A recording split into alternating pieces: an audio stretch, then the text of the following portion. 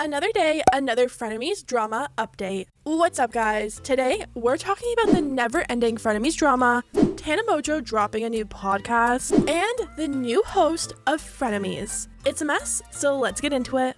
Before we get into the tea, I have to expose today's sponsor, Adam and Eve. Adam and Eve is an online adult store, and they've given me a discount code for you guys over the age of 18 to use. Just head over to adameve.com, and once you're done shopping, you're going to want to use the code SPILL. Code SPILL is going to get you guys 50% off of one item in your cart and free shipping to the US and Canada. A few perks of shopping with Adam and Eve is you get 24/7 customer support, 90-day hassle-free returns. Not only that, but Adam and Eve also donates 20% of their profit to fight the spread of HIV. So that's code SPILL for 50% off of one item in your cart. Some exclusions do apply, and free shipping to the US and Canada. Thank you, Adam and Eve, for sponsoring today's video. Don't forget to use code SPILL, and let's get into the tea.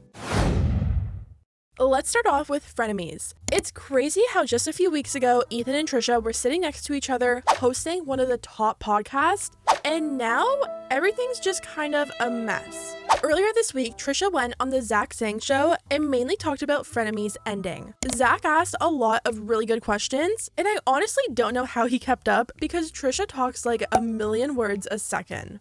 Zach asked Trisha if they feel sad that they have this identity of someone who can't keep anything good in their life. He told Trisha straight up that Frenemies was an amazing thing that they had going for them, and it's just really sad that it's ruined now. Now, Trisha said that it was actually kind of scary for them because they've never been so well loved on the internet before. Trisha was kind of annoyed that people only seem to love them when they have a guy sitting next to them confirming everything they say, when Trisha's been saying the same stuff about David and Shane Dawson all along. Trisha said if you only like them because a guy was next to them, then they don't care.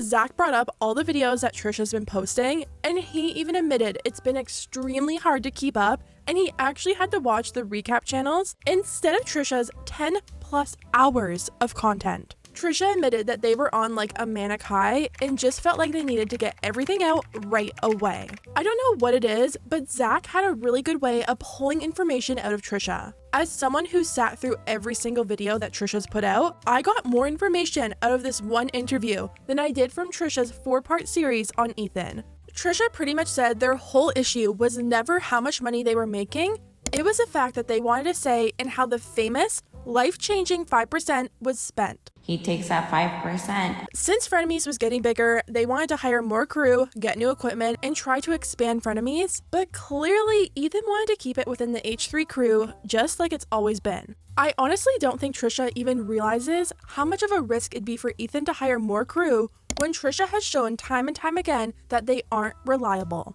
Then, Zach asked Trisha if they could go back a few weeks and do things differently. Would they?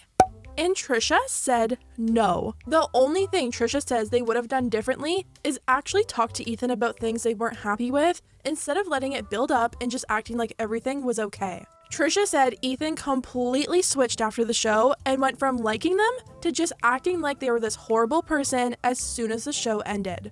And guys, Zach was like, no. Actually, Ethan's first video was really nice about you. I don't think Trisha was expecting him to say that because they looked so shocked and mad. Because all of a sudden he did a 180 when I quit the show, and he's like, oh, Trisha's this horrible person. Let me just like paint her in this way. I was just like, yeah, but not necessarily. His first video was so nice. I mean, dude, he really spoke highly of you, though, and how talented you were and how much he grew from the experience. And how he considered you his best friend. Interesting. Did you consider him your best friend?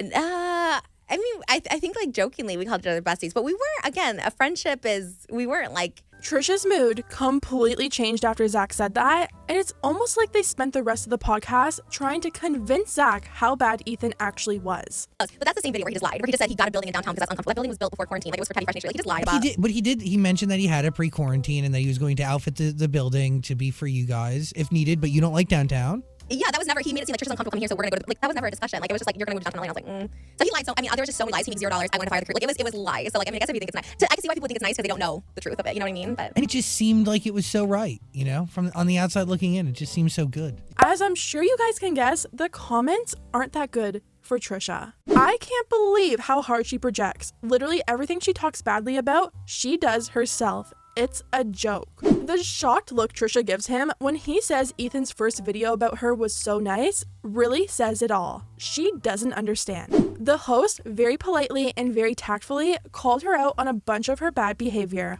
Well done. Now, speaking of frenemies, Ethan actually found a new host for the show. The other day, Ethan posted a video titled, "The new host of Frenemies is..."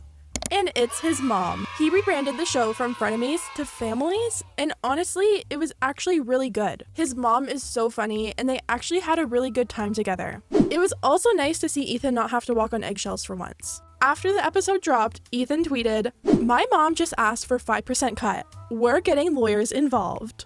He takes that 5%.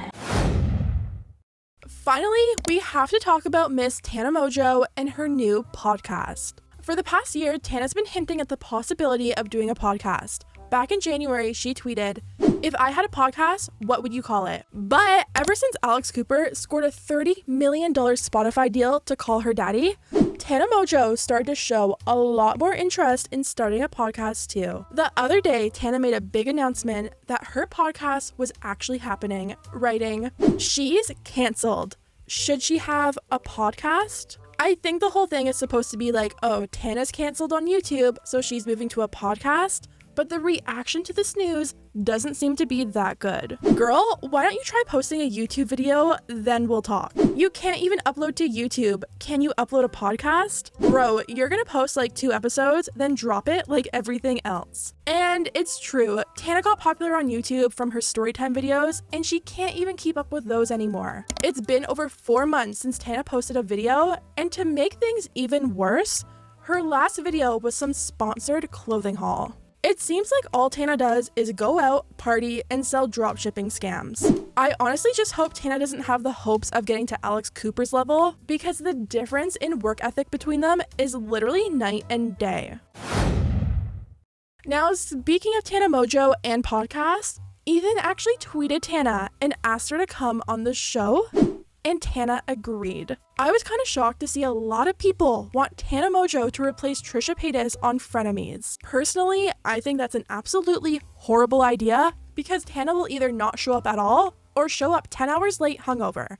There's literally no in between. Anyways guys, let me know what you think about everything down below. If you liked the video, hit the thumbs up button because it really does help my channel, and I'll see you next time.